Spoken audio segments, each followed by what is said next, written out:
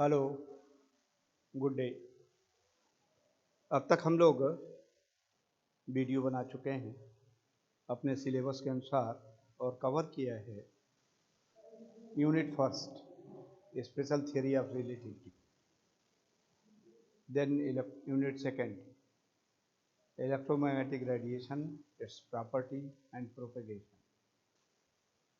तीसरा modern physics या quantum mechanics including competitive effect. आज हम यूनिट 4 स्टार्ट करेंगे। यूनिट 4 जैसा कि आपने सिलेबस यदि देखा होगा तो आपको मालूम होगा कि इसमें दो पार्ट्स हैं। A is the interference and B is the difference. तो हम इंटरफेरेंस को पहले कंसीडर करेंगे। A part the interference.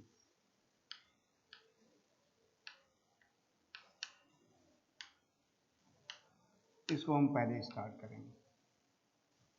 Interference करने के पूर्व आपको डायरेक्टली दो तीन केसेस केवल सिलेबस में दिए हुए हैं।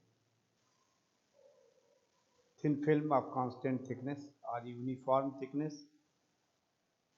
Thin film in the shape of wedge shaped thin film and Newton's ring। तो ये इंटरफेरेंस पे आधारित तीनों सिचुएशंस हैं,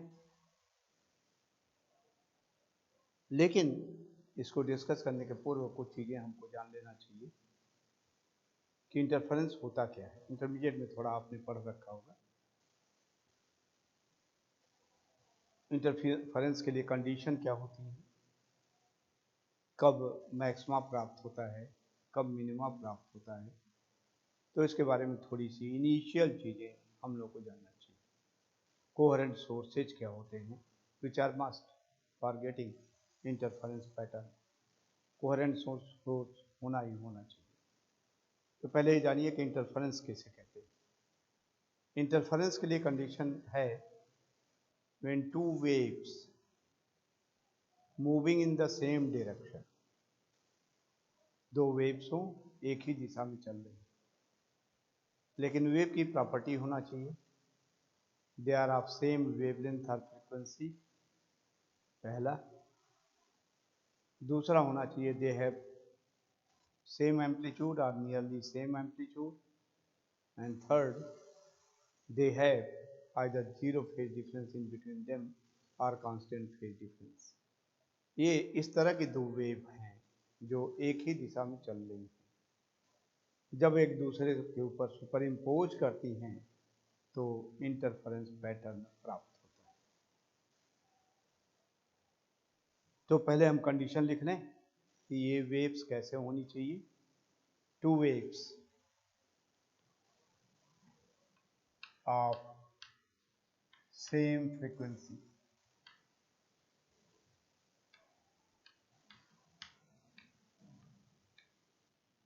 सेम फ्रीक्वेंसी, सेम वेवलेंथ।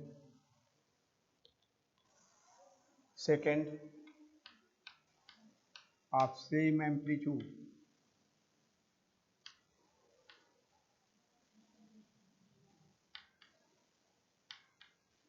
और नियरली सेम एम्पलीट्यूड।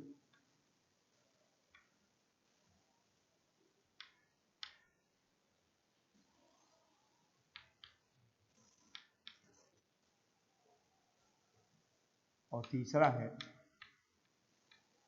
और टू वेव्स हैं, two waves of same frequency, of same amplitude और nearly same amplitude. Third, having zero phase difference, zero और कांस्टेंट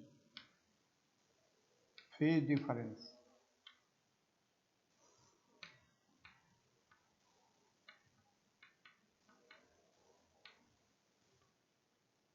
in between them।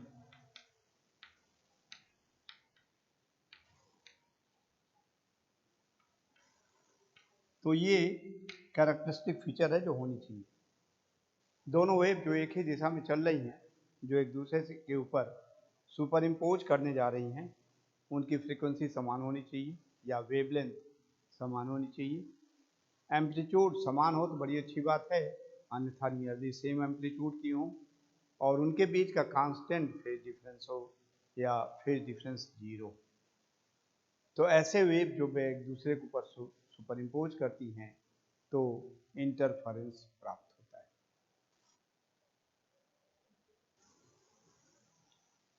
थोड़ा सा लिख देते हैं, super imposition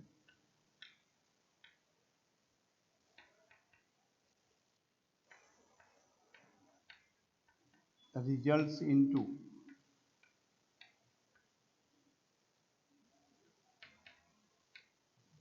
the phenomenon of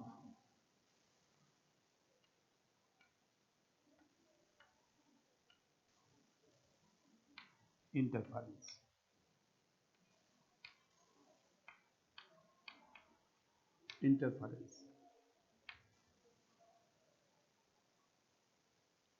interference के उपरांत होता क्या है, जब एक दूसरे के ऊपर सुपर इम्पोज करती हैं, अध्यारोपित होती हैं, तो यदि क्रेस्ट के ऊपर क्रेस्ट और ट्रफ के ऊपर ट्रफ यदि पड़ता है, शीर्ष के ऊपर शीर्ष और गर्त के ऊपर गर्त यदि पड़ता है, तो उसको हम कहते हैं कंस्ट्रक्टिव इंटरफेरेंस और उसमें इंटेंसिटी मैक्सिमम हो जाती है। यदि ऐसी कंडीशन हो जाती है कि क्रेस्ट के ऊपर ट्रफ पड़े और ट्रफ के ऊपर क्रेस्ट पड़े, तो रिजल्टेंट ऐसा होता है कि इंटेंसिटी 0 हो जाती है। यदि दोनों के एम्पलीट्यूड बराबर हैं तो नियरली सेम एम्पलीट्यूड है तो मिनिमा प्राप्त होता है। जब क्रेस्ट के ऊपर क्रेस्ट और ट्रफ के ऊपर ट्रफ पड़े, अध्यारोपित हो, सुपर इम्पोज करें, तो वो होता है मैक्सिमा प्राप्त होता है। और यदि क्रेस्ट के ऊपर ट्रफ पड़ जाए, ट्रफ के ऊपर क्रेस्ट पड़े, तो उस समय हमें मिनिमा प्राप्त होता है। और इन सबों दोनों को हम नाम देते हैं। जब मैक्सिमा प्राप्त होता है तो उसको हम कहते हैं कंस्ट्रक्टिव इंटरफेरेंस, और जब मिनिमा प्राप्त होता है तो उसको कहते हैं डिस्ट्रक्टिव इंटरफेरेंस। तो देखिए, इंटरफेरेंस दो तरह के हो गए। पहला constructive interference,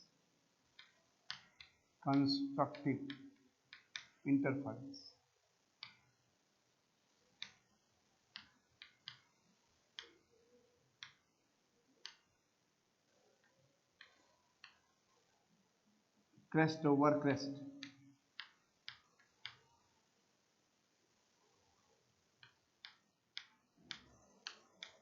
and trough over trough,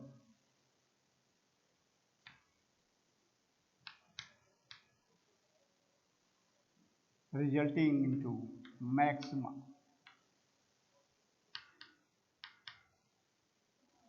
और इसको हम कहते हैं कंस्ट्रक्टिव इंटरफेरेंस। दूसरा डिस्ट्रक्टिव इंटरफेरेंस कहलाता है। नाम से ही स्पष्ट है, कंस्ट्रक्टिव बनेगा, कंस्ट्रक्ट करेगा, मैक्सिमा प्राप्त होगा। ये डिस्ट्रक्टिव इंटरफेरेंस है, एक दूसरे को बिगाड़ेगा, डिस्ट्रक्ट करेगा, तो इसमें मिनिमा प्राप्त होता है, डिस्ट्रक्टिव इंटरफेरेंस। और मिनिमा हम इसलिए कह रहे हैं 0 भी प्राप्त हो जाएगा। यदि दोनों के एम्पलीट्यूड बराबर होंगे तो एक में से दूसरा घटेगा, 0 मिल जाएगा। क्योंकि आप जानते हैं एम्पलीट्यूड का स्क्वायर जो होता है इंटेंसिटी के प्रोपोर्शनल होता है।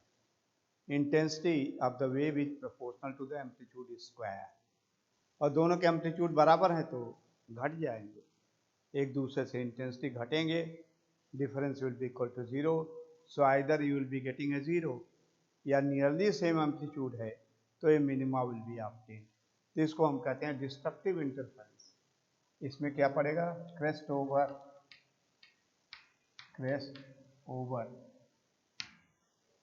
Trough, and rough over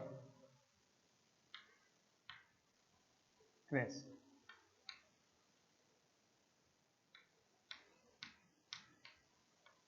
result क्या होगा? या तो जीरो प्राप्त होगा या मिनिमा प्राप्त होगा। जीरो भी मिनिमा की एक कंडीशन है, लोएस्ट मोस्ट वैल्यू। तो यदि नियरली सेम एम्पलीट्यूड है तो मिनिमा, इक्वल एम्पलीट्यूड कहें तो जीरो प्राप्त होगा। इसको मैक्सिमा प्राप्त होता है, इसको हम कहते हैं डिस्ट्रक्टिव इंटरफेरेंस। पहले को कहते हैं कंस्ट्रक्टिव इंटरफेरेंस, और मैक्सिमा और मिनिमा हमें प्राप्त होता है।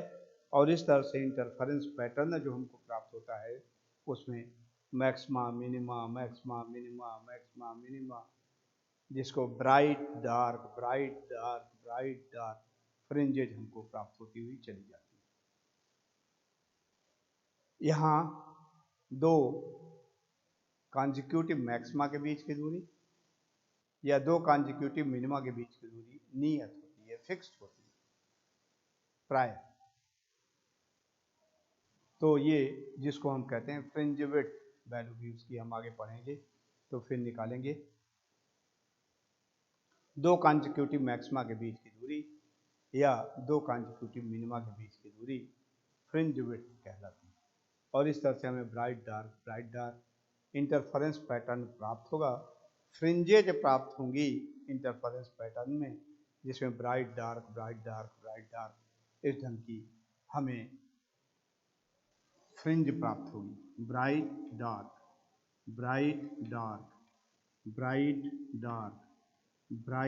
Dark and so on. Equally spaced हो सकता है, बनाने में हम थोड़ा सा अंतर हो, लेकिन सबके बीच की दूरी नियत होती है, उसको हम कहते हैं फ्रिंज विड्थ। अब आप कहेंगे कहीं इंटेंसिटी बढ़ जाती, कहीं इंटेंसिटी घट जाती है। तो ये कुछ ऐसा होता है इसे इंटरफेरेंस के फिनोमिनन में कि जहाँ कंस्ट्रक्टिव इंटरफेरेंस होता है वहाँ पर इंटेंसिटी बढ़ जाती है, और जिस अमाउंट में इंटेंसिटी बढ़ती है जहाँ पर डिस्ट्रक्टिव इंटरफेरेंस होता है, जो उसकी एक्चुअल वैल्यू है उससे उतनी ही घट जाती है बाय द सेम अमाउंट। जितना मैक्सिमा में बढ़ता है उतना ही मिनिमा में घट जाता है, और इस तरह से ब्राइट डार्क फ्रिंजेज हमको मिलती। तो ऐसा नहीं मैक्सिमा पर एनर्जी बढ़ जाती, मिनिमा पर एनर्जी घट जाती है, लेकिन टोटल सम यदि लिया जाए तो energy remains the same, energy में कोई परिवर्तन नहीं होता। तो इसको हम कहते हैं रीडिस्ट्रीब्यूशन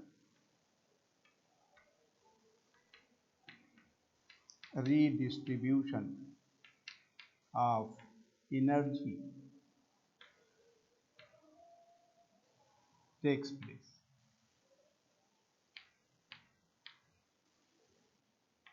रीडिस्ट्रीब्यूशन ऑफ एनर्जी होता है, कहीं एनर्जी बढ़ जाती है, कहीं एनर्जी घट जाती है, और इस तरह से हमें ब्राइट डार्क फ्रिंजेज प्राप्त हो जाती है। अब समस्या हो गई कि इंटरफेरेंस प्राप्त करने के लिए जो इनिशियली कंडीशन आपने कंसीडर किया, सेम एम्पलीट्यूड होना चाहिए, प्राप्त किया जा सकता है। ये जो दूसरी कंडीशन है,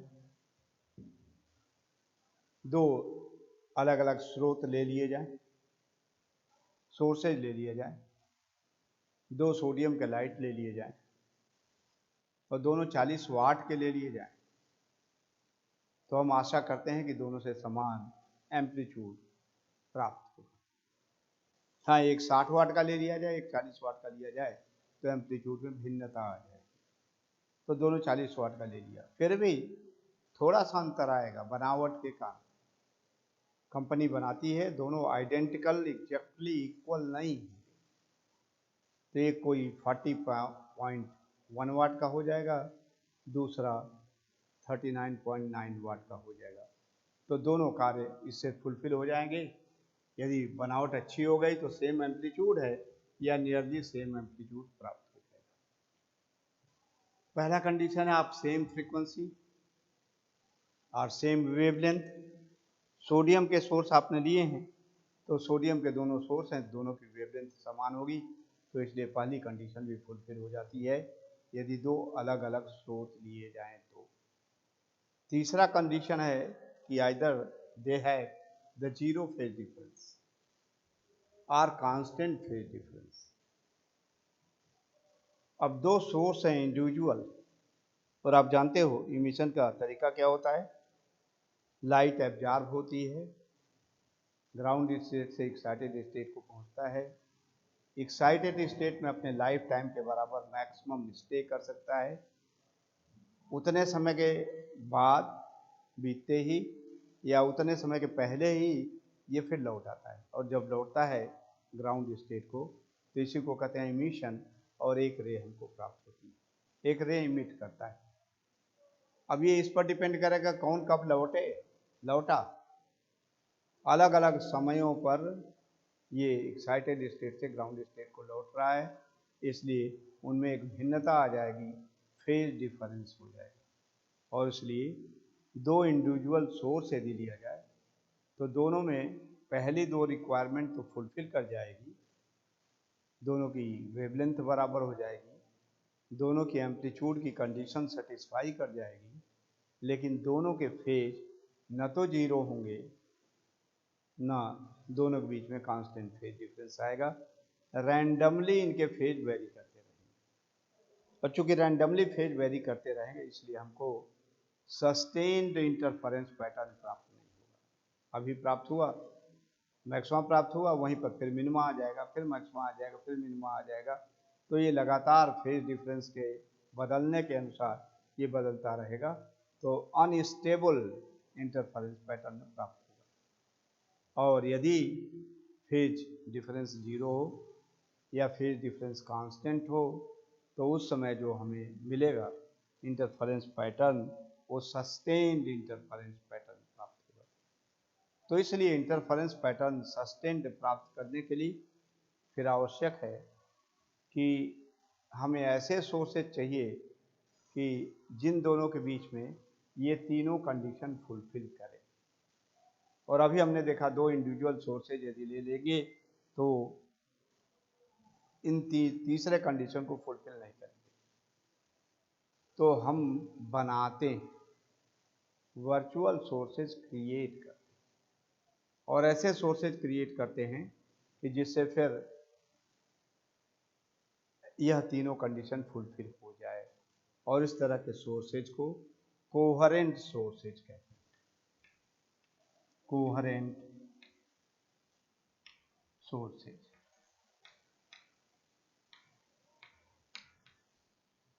आपसे छोटा सा प्रश्न ही हो जाए, what do you understand by coherent sources, तो क्या उत्तर दोगे? दो sources which are having this and this conditions fulfilled are said to be the coherent sources।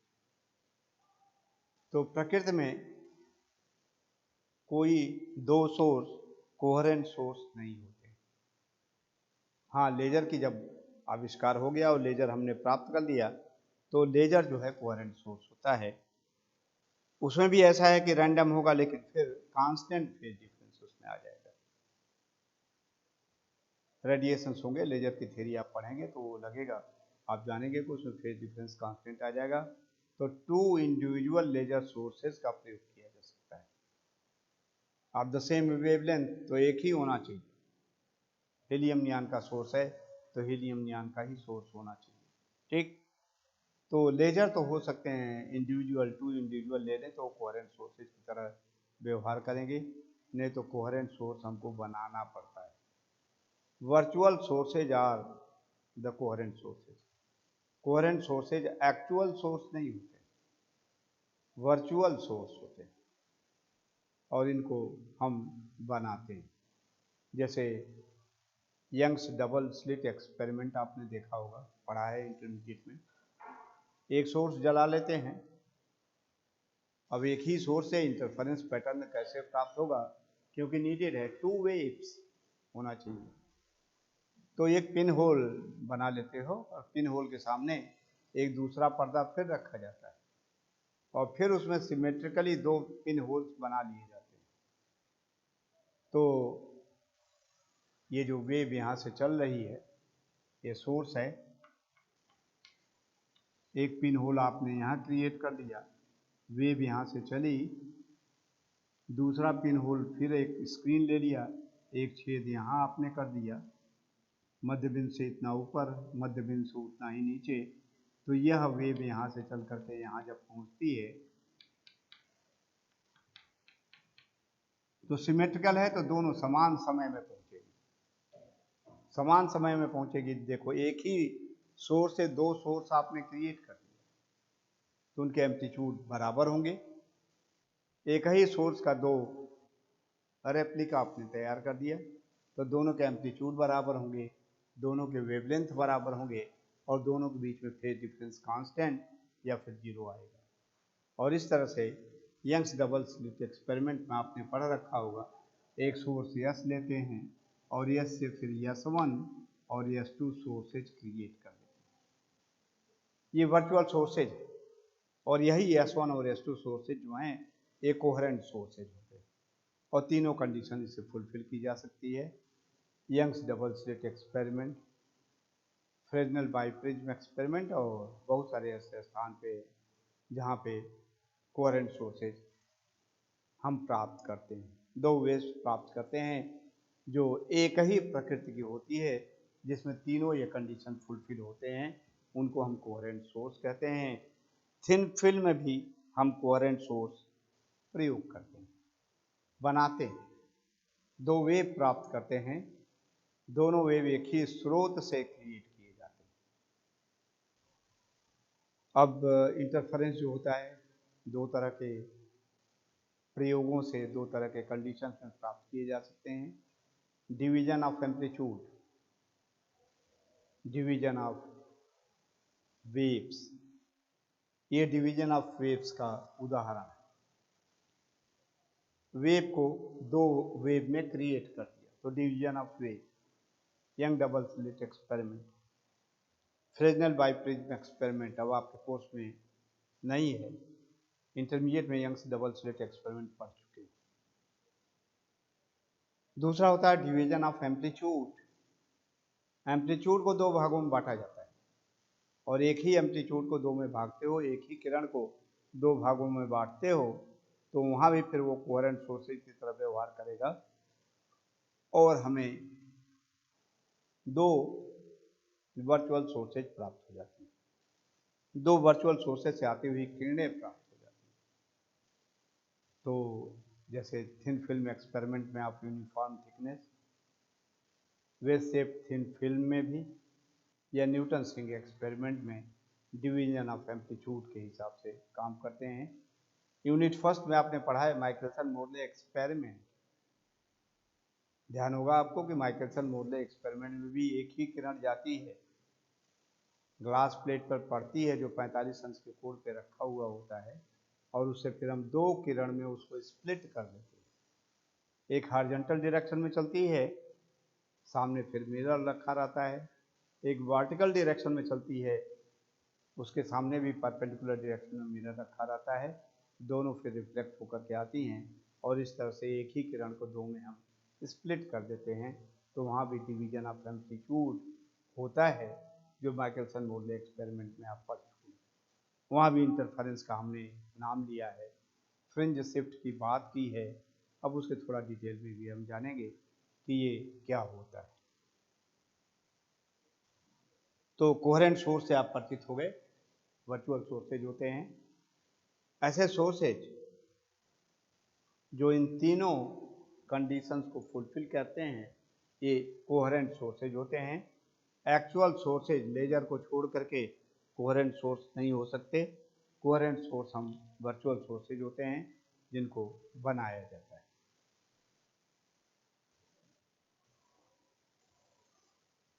ये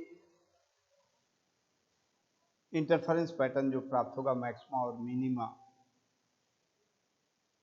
तो मैक्सिमा और मिनिमा जो प्राप्त होता है इंटरफेरेंस पैटर्न में, कब मैक्सिमा प्राप्त होगा, कब मिनिमा प्राप्त होगा, मैक्सिमा के लिए कंडीशन आप देख चुके हो कि जब क्रेस्ट के ऊपर क्रेस्ट, ट्रफ के ऊपर ट्रफ पड़ेगा तो मैक्सिमा बनता है, जिसको हम कहते हैं कंस्ट्रक्टिव इंटरफेरेंस। मिनिमा तब प्राप्त होता है जब क्रेस्ट के ऊपर ट्रफ पड़ता है और ट्रफ के ऊपर क्रेस्ट पड़ता है, तो उसमें मिनिमा प्राप्त होता है। इसको हम कहते हैं डिस्ट्रक्टिव इंटरफेरेंस। तो कब कंस्ट्रक्टिव इंटरफेरेंस प्राप्त होगा, कब डिस्ट्रक्टिव इंटरफेरेंस प्राप्त होगा, इसके बारे में भी थोड़ा हमको जानना चाहिए, क्योंकि हम सीधे इन कंडीशंस को मानते हुए, जो मिनिमा और मैक्सिमा के लिए कंडीशन होती हैं, उन कंडीशन को मानते हुए तो मिनिमा कब प्राप्त होगा, मैक्सिमा कब प्राप्त होगा, डायरेक्टली जब हम स्टार्ट करेंगे तो हम मिनिमा की कंडीशन को, कि मिनिमा इस समय प्राप्त होता है, मैक्सिमा इस समय प्राप्त होता है, उसको हम डायरेक्टली यूज कर देंगे। तो हम फिर उसको जानना आवश्यक है कि उसको पहले जान लिया जाए। So condition for maxima,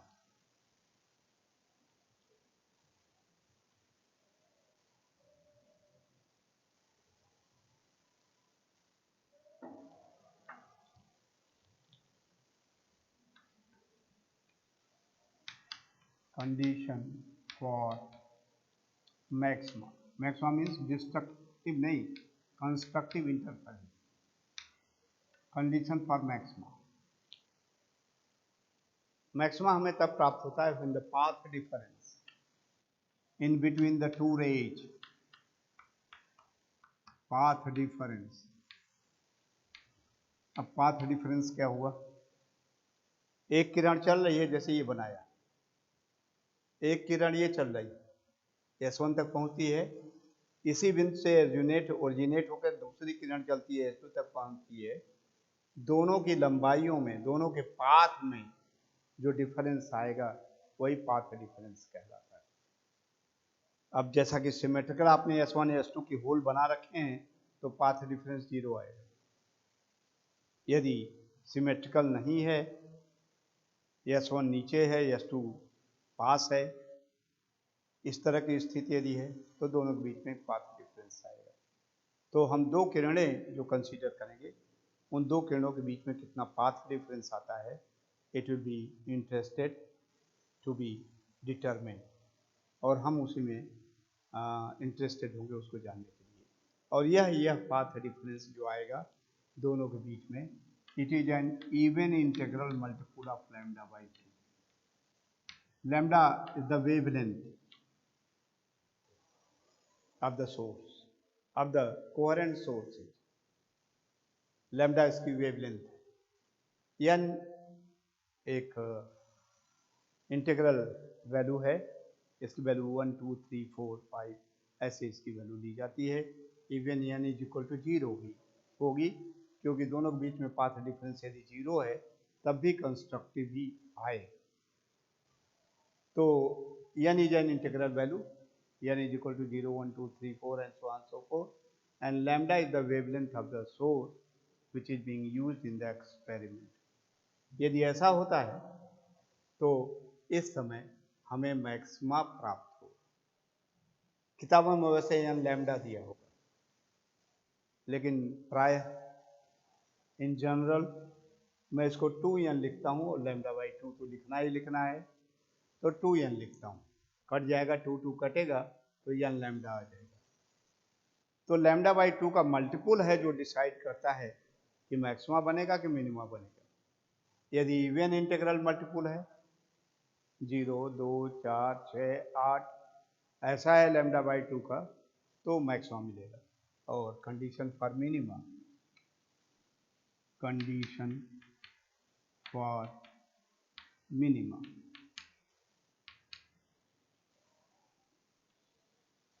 again the path difference between the two rays, path difference, this is an odd integral multiple, so 2n plus 1 into lambda by 2, odd integral multiple lambda by 2 का यदि होगा तो उस समय आपको मिलेगा minima. यदि path difference की value even integral multiple of lambda by 2 होता है तो उसमें मिलेगा मैक्सिमा। लैम्डा बाई 2 का ही मल्टीपल है, इवन इंटीग्रल मल्टीपल है तो मैक्सिमा, ऑड इंटीग्रल मल्टीपल है तो मिनिमा। इस ढंग का ये प्राप्त होता है और यह उसके लिए कंडीशन है। ऑड इंटीग्रल मल्टीपल का मतलब n इक्वल टू 0 से स्टार्ट करें तो 1, 3, 5, 7, 9 और ये आ जाएगा 0, 2, 4, 6।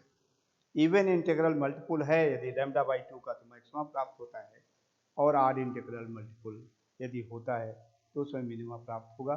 कैसे होता है, क्यों होता है, इसके डिटेल में हम नहीं जाएंगे क्योंकि कोर्स की परिधि से बाहर है, लेकिन इस सूत्र का हम जनरली उपयोग करेंगे तो इसलिए इसको हमने यहाँ पर आपको बता दिया कि इसका हम प्रयोग करेंगे। एक और है जिसको हम कहते हैं स्टोक्स ट्रीटमेंट। ये थ्योरेटिकल कंसेप्ट है, बाद में इसको एक्सपेरिमेंटली फ्रेस्नेल, लॉयड या बहुत सारे साइंटिस्ट ने इसको प्रमाणित भी किया है, प्रूव भी किया है, और इसको हम कहते हैं स्टोक्स ट्रीटमेंट। तो हम जो भी पाथ डिफरेंस आता है उसमें स्टोक्स ट्रीटमेंट करते हैं, Stokes treatment.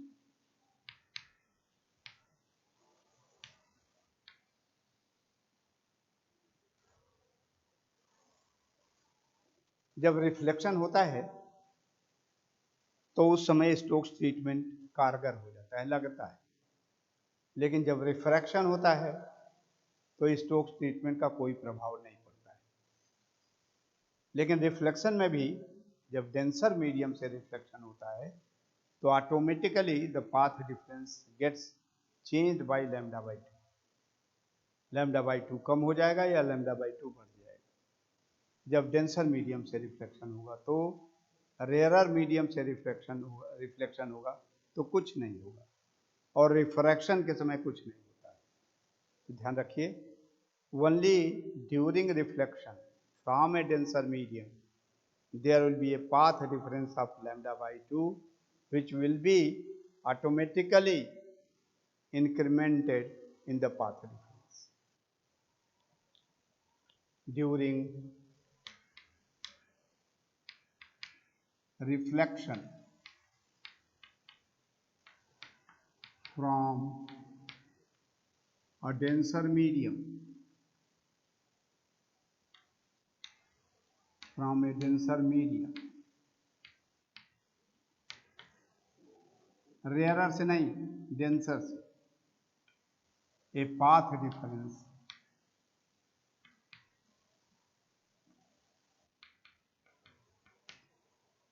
of lambda by 2 is automatically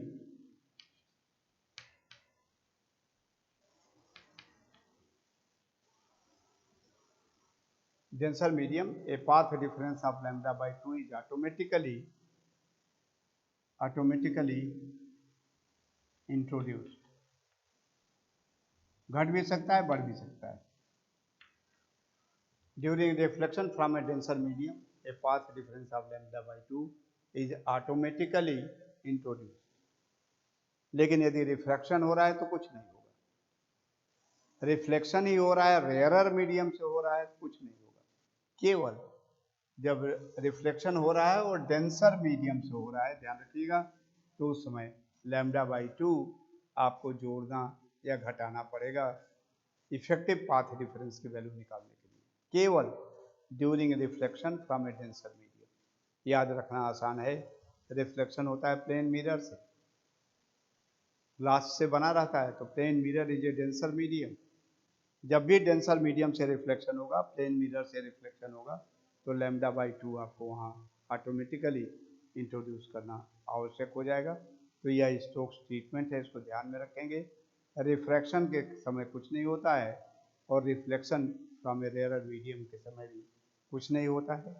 तो ये कुछ बातें हैं जिनको हम यदि ध्यान में रखेंगे तो इसकी सहायता से हम सिलेबस में जो प्रोवाइडेड 3 केसेज हैं,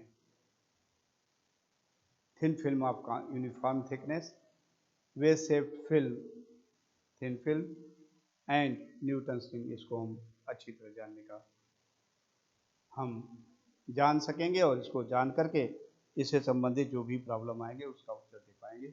so this is all for today. Thank you very much.